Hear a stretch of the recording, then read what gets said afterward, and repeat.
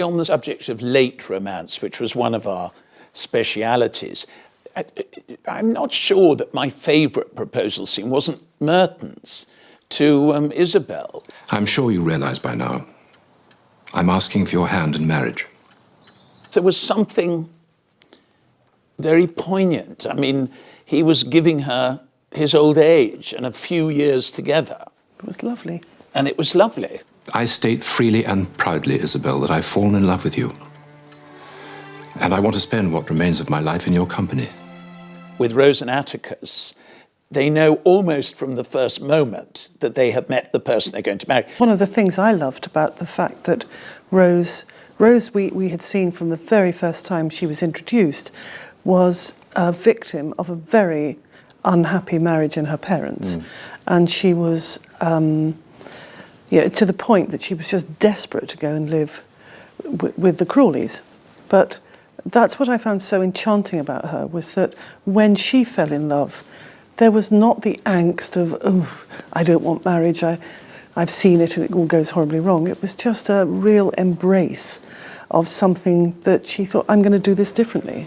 Daddy, Mummy, this is Atticus. How do you do? What a peculiar name. I've always been interested in the mild anti-Semitism of the upper classes, because normally, dramatically, the anti-Semitism you see is kind of Nazi and savage. It isn't that. It's just a kind of dismissal. I've never understood the logic of it, and I think it's dangerous because I think it allows silly blanket judgments to happen that people don't challenge because it isn't that violently expressed and so on. So I thought it would be interesting to explore that. Do you have any English blood? It's true, we only date from the 1850s, but Lady Syntabus family arrived in the reign of King Richard III. Really?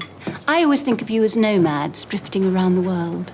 That proposal scene is one of my favourites because I think she's so... I mean, he's jolly good anyway, but she is so delightful. She is.